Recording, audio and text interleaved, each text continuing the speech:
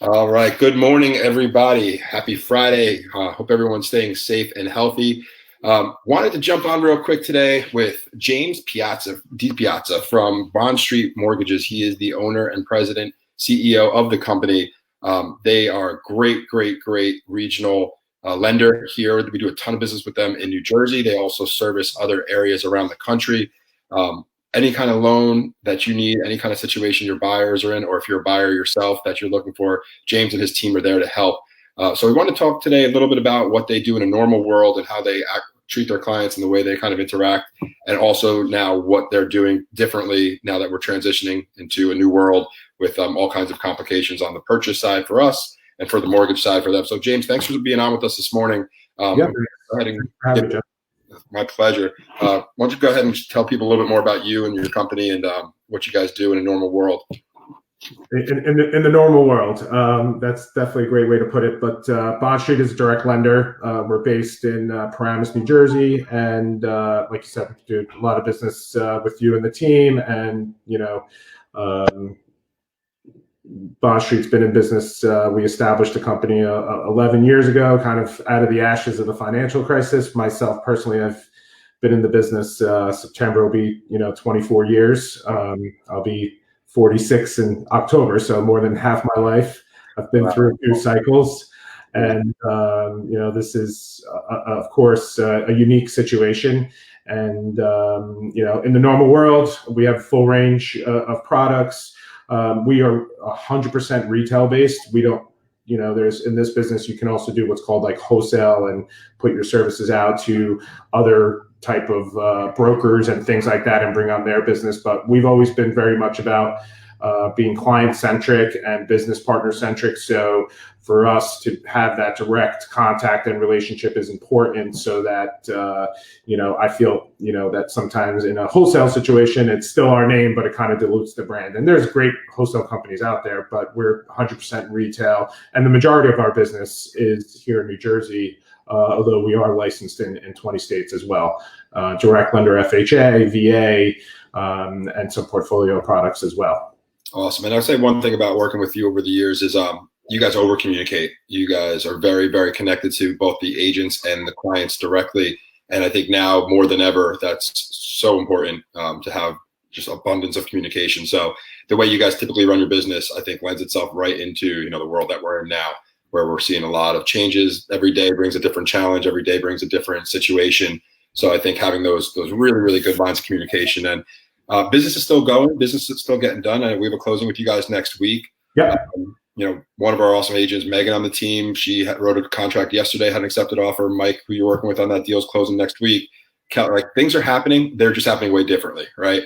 So I want to talk a little bit about, I know we were just chatting, you have your whole team working remote now. I know there's different challenges with delays and with appraisals being backed up and some of the underwriting taking longer because of different scenarios that are happening out there. So let me just hear maybe a little bit about what you're seeing in that world, in that capacity, and then what people should expect if they're either, going into a loan process right now, or if maybe they're thinking that once the world kind of shakes itself out in the next week or two and we see maybe virtual showings become way more dominant in the market, or maybe we can get out and start showing some properties at that time. What does it look like right now? What should people expect? And so the hardest thing for us right now in the industry overall in general and impacted areas is, in lending, there's always risk, right? The job of a good lender and the ones that survive long term is to measure that risk, and then it's becomes a business decision on whether you're funding loans or not. So that truly is the biggest variable right now. The website is bondstreetmortgage.com. Jeff, just Bond Street is actually a different company out of Manhattan, and so we want to advertise them. But they do small business lending. But that's the biggest challenge for us right now. So one of the major things that you underwrite in lending is income and job stability. So right now and in the impacted areas and where we are, right? You're in Hudson County. We're headquartered in Bergen County. We do a lot of business in northern New Jersey. And of course, with Manhattan being, the city being so close, that's the biggest challenge we're facing now. So there are some overlays that are starting to come into the market because of that. What I mean by overlays, in a normal world, we're just kind of looking at credit, income, assets, and making the decision, and the appraisal, the collateral, making the decision based on that, and we go forward. Now, it's not only are we looking at those things, but we have to scrutinize them a step further. And what the hardest thing is, we don't know when this is going to end. And so when you don't know when things are going to end, just like in the markets that we've seen in the equity markets, there's been a huge drop because of the uncertainty, right? So we're navigating each file differently and looking at over each loan and speaking to borrowers. And if things are delayed because they're an impacted industry. So if yesterday there was 3.3 million jobless claims. I think 155,000 of those were in New Jersey. So obviously if you work in the city, you're going to file in New York. And I think there was over a couple 100,000 in New York as well. So you're talking about in this area, just in 1 week, 300,000 jobs that people have been laid off from. Hopefully, that they come back, but that will push back closings. We can't close if people are not on the job, right? So, if it's two people on the loan and the other person isn't impacted and they can still carry the payment and we can still qualify that way, then great. Mm-hmm. But those are the challenges certainly today, and it's really about communicating. To our clients and our business partners, like, hey, we have an issue. And, unfortunately, that's even happening in some files that were clear to close because the secondary market is saying, hey, if you guys don't do your due diligence on this, good luck delivering that loan to the market. So there are going to be some interruptions here, and we'll just have to work through it case by case. And like you said, and I appreciate that, we're just going to over communicate. There might be, some people impacted in the short term and kind of getting that news, last minute, but it's only because we're getting the information in real time as well. And of course, it's a hard conversation, and we'll just have to play, case by case. Absolutely. No, a changing world. I think we saw maybe the last week or two, a lot of people kind of were pausing that were already under contract, like thinking, can I go through this purchase? Can I not go through this purchase? I think people had like an empty feeling in their stomach about what's my job security look like. And then now maybe the last just day or two, people seem to be kind of more comfortable, either like they talk to maybe their boss, their superior, and they feel a better layer of comfort, or the other way, they're still uncomfortable and like they've kind of now picked a direction for short term, like things are changing day by day. But I think in that world of uncertainty, people are even pulling back before they potentially lose their job and say, can I do this right now? And definitely. I mean, that I think the longer it goes, the more it's creeping into people's minds, and the more they're going to want to pause, right? So I think the best thing that we can do as the professionals is talk with clients, talk with attorneys. If you're on the buy side, we get the lawyers involved. Everybody knows that, there's going to be an impact here. So, if you have an impatient seller, then say, look, keep it off the market. If they're under contract and no fault of the borrower, they lose their job and they're having to get a mortgage now, or we can pause and say, we can continue to work in certain aspects, but certainly we need that person to go back to work before we close. So we're all going to have tough conversations, and there's going to be a lot of factors that we're going to have to weigh and talk out so that we try to keep things moving, forward. And there's going to be fallout. That's, it's the good thing as of now.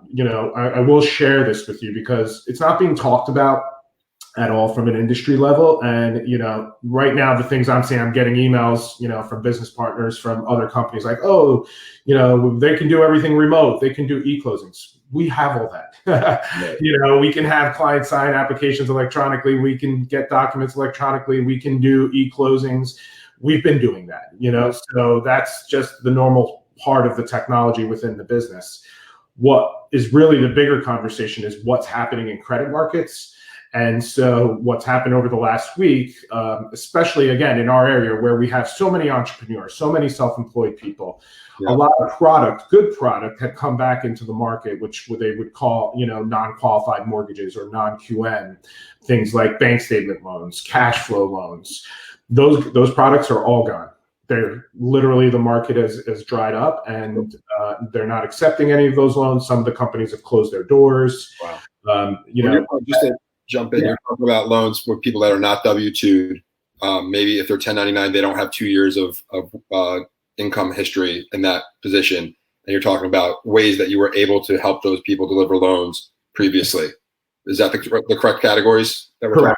Yes. So those loans are gone, essentially, for the time being. They're almost impossible to get. Correct. And they call it a non-qualified mortgage because that's the definition by Dodd-Frank. Gotcha. Back before, the financial crisis, we used to call that Alt-A, or alternative lending. Okay. And that's what had come back. That's all private companies, a lot of, Wall Street hedge fund type people, investment funds, and they've completely pulled back from that market. Okay. And what happened is the credit spreads in general, we have unprecedented action by the Federal Reserve. And I think, once this calms down, we're going to see the full effect of that. And they're pumping, trillions at this point around the world into financial markets to keep things stable. But there's a roadblock there, and that's not filtering through. And the reason for that is, like we were talking a little bit earlier, you have things like the Mortgage Relief Act coming out. And just a quick note on that: if you are impacted, of course, you're going to get some relief. You should contact your servicer. It's not something that, people who are working and still gainfully employed and still earning income should think that I'm going to get a vacation from paying my mortgage. I think that's an important point to make, because I actually talked to some people about it recently and said, and everyone's like, "Oh, we don't have to pay our mortgage for a few months." Like, no. You still have a job? Did your income situation change? No. I think keep paying your mortgage and don't look for a forbearance. But did you lose your job? Is your income gone? Did it get dropped in half? Did you, yes, have that conversation, and the banks want to work with you to help you not default on your loan and not go into foreclosure. But it's not like a holiday that everyone gets a free payday for 3-4 months. Yeah, and for our industry, that would be the nail in the coffin on it. You have to think about the ripple effect. If you're, just like you said, if you're impacted, of course, you're going to get the relief. But if you're not, you've got to continue to make your mortgage payment. If you think about what that means, and that cash flow being taken away from the banking industry. And like I mentioned, that trickles down all the way to local municipalities who rely on that tax revenue. Now paying the taxes, your home isn't going to be insured. Servicers are going to, force insurance on your home, which is going to be a lot higher than what you're paying now. So there are ramifications and consequences. And, my advice is, if you're not impacted, continue to make your mortgage payments. If you are, and the servicers out there, and the larger banks that are holding your mortgage, they're going to want proof of being, getting laid off and things like that. They're just not going to go and take your word for it. Right. Very similar to the modification times that we had coming out of the financial crisis. There are guidelines, there are parameters. I know, we all love to read the headline news and saying that you're not going to have to pay your mortgage, but that's, it's not for everyone to think that. We need to keep things moving normal as possible, because we will create a domino effect and things will get worse than they already are. And so, from an industry standpoint, I know, you're all familiar with like FHA loans. Even they're being impacted. The lower credit scores, the higher debt to income ratios, where you could make more of a common sense approach. For me, common sense means somebody's self-employed and maybe they write off a little bit more, so their debt to income was higher because of that. And we can make an analysis based off their cash flow. Obviously, if you're, a wage earner or W-2 employee, there doesn't make sense to get an FHA on that 50-something DTI anyway.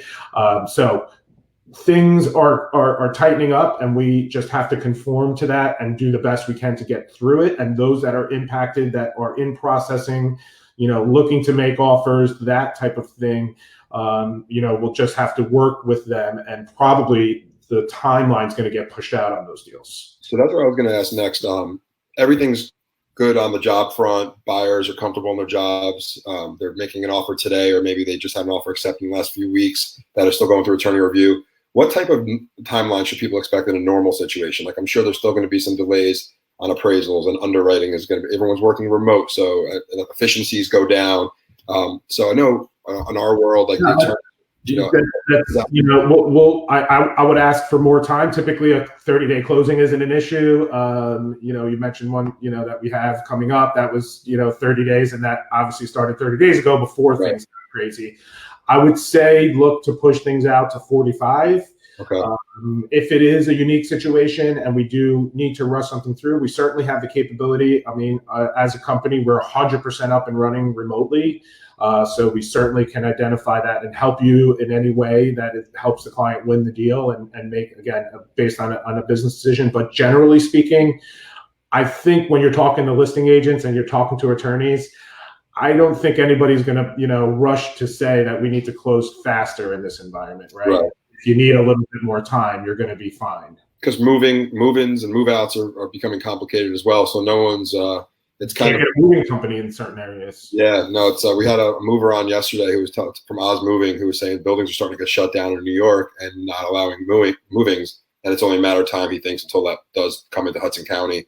So you mentioned appraisals too. I wanted to hit on that real quick. So there have been guidelines for appraisals that just came out at the end of last week, early this week, from Fannie Mae, from Freddie Mac. FHA still hasn't, or VA still has not given any guidance. But on the conventional side, they do still prefer that we do a full appraisal. That is the number one preference. If the homeowner refuses, or there's a heightened risk out there, then we can do what's called a desktop appraisal.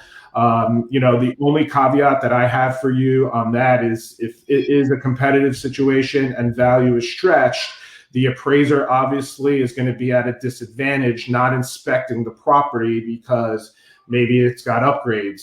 There's something unique about that property that you were able to get a higher value compared to the baseline comparables. So, our number one preference is to do a full appraisal. If we can't, then we will work together and figure out what the next step is from there. But there are options where we don't necessarily have to inspect the property.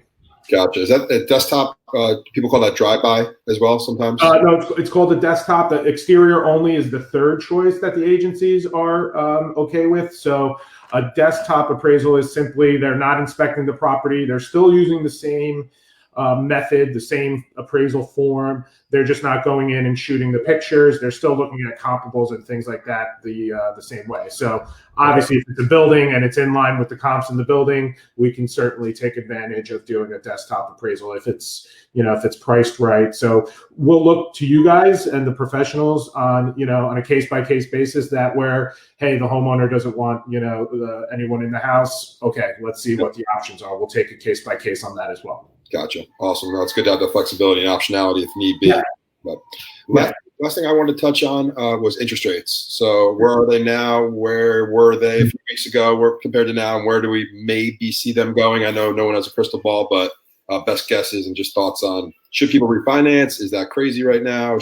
Yeah. So the best thing that, this is what's crushing the market right now. And when you have wild swings in credit markets, that's where it hurts, right? Because all the secondary market, the hedging companies, when we hedge our portfolio, you're hedging to a price, but you can only hedge so far. When there's huge gyrations in the market, that's where these companies, especially in markets that are non-liquid markets, when things like in the non-QM, the Alt-A market, right? So what happened was early March, when things started getting crazy, rates dropped. I think I even have a handful of clients locked in like at 3% on a 30-year fix. And that was, I think, March 9th, I want to say, was the Monday, and then by the following Monday it was completely frozen. So rates went from 3% to 4.5%, literally within a week. And now the Fed has come into the mortgage-backed, the primary market where conventional loans are priced. They've come in big time. And to tell you what happened there, the price of what the coupon that I follow, there's different coupons, but the 3.5 coupon on the mortgage-backed security, the price was about 104. It was 400 basis points over par. It went almost to par in a week, just over par. So it lost 400 basis points in price. The Fed came in, and now we're over 105. But because there's risk in the market, right now interest rates should be 2 3/4 on a 30-year fixed.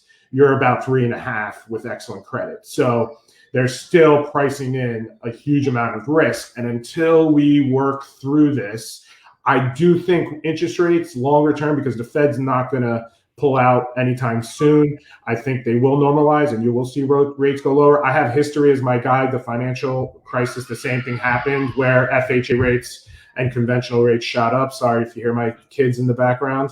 I keep muting and unmuting mine because I'm having like a breakdown, it sounds like, out there. Same here, actually. Give me 1 second.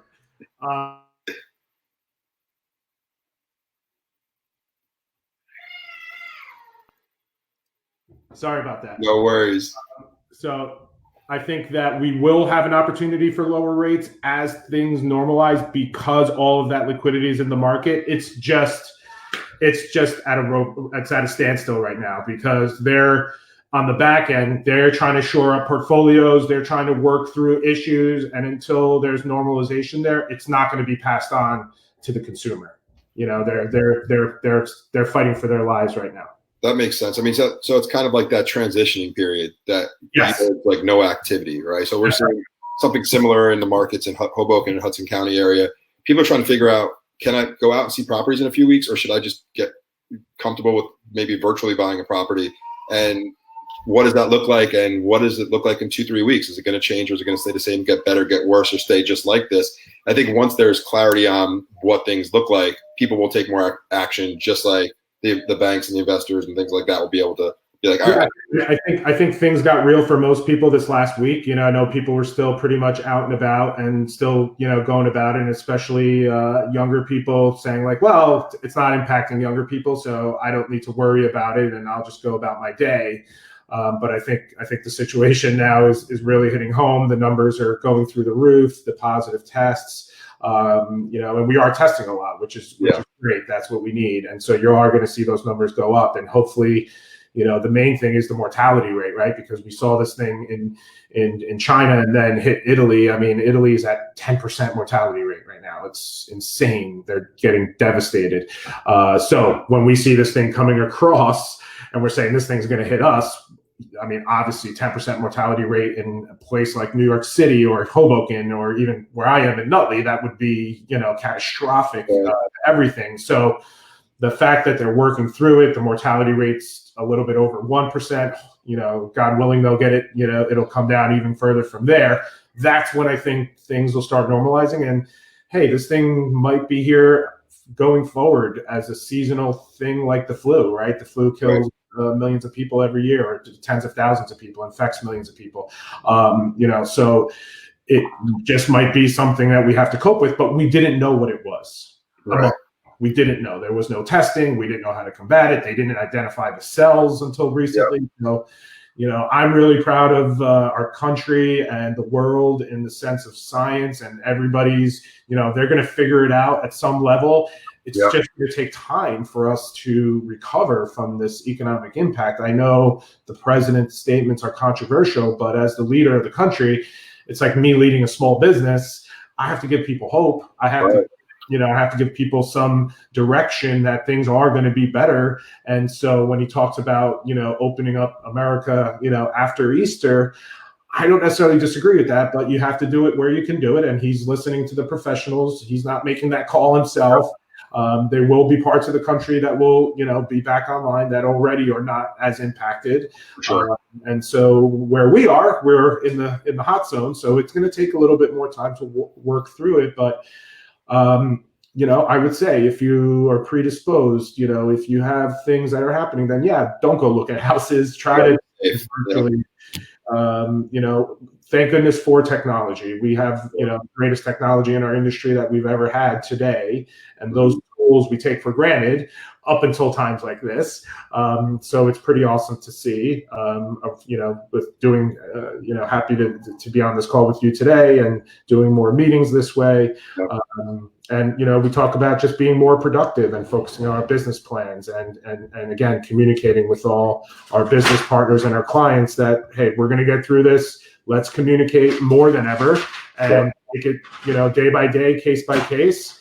We're still closing. We're still funding. The market is not normal, but, I know for me, I've been through a few cycles. I have a lot of experience, and I'm going to promise myself and my team that let's wake up every day and go to work, and what comes, and we'll handle it. We'll handle it as it comes. And I think that makes sense. It's taking it day by day. It's being informed. It's having a plan, but then also being able to pivot. That's what I keep telling all clients, all our team members is don't be aimlessly kind of floating through the world right now, not having direction. Have direction. Figure out what you're doing today and what your plan is for the next few days and weeks. And this goes for home buying too.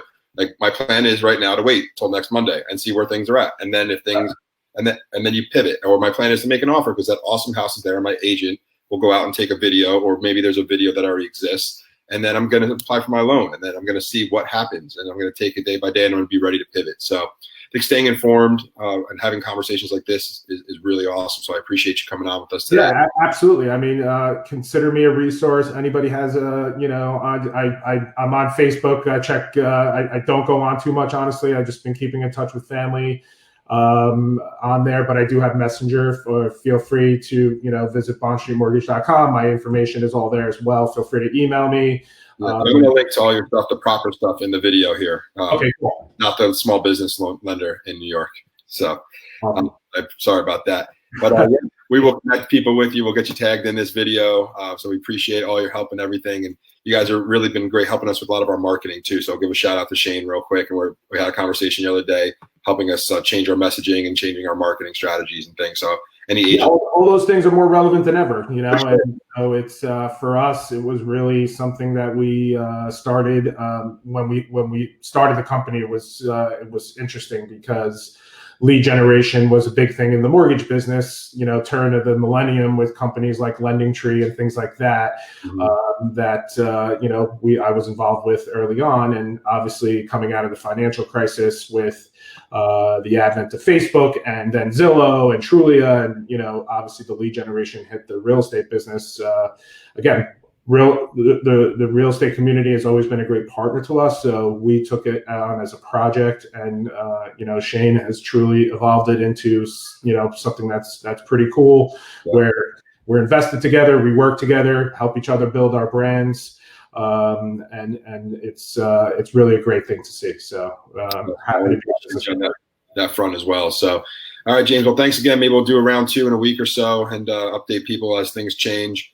And if you guys need anything real estate wise, reach out to us. If you guys need anything mortgage wise, James and his team are awesome. So guys, we're here to help any way we can. Stay safe, stay healthy, and take care of everybody out there. Sounds great. Stay safe, Jeff. Talk to you soon. You too. Bye-bye. Thanks for having me.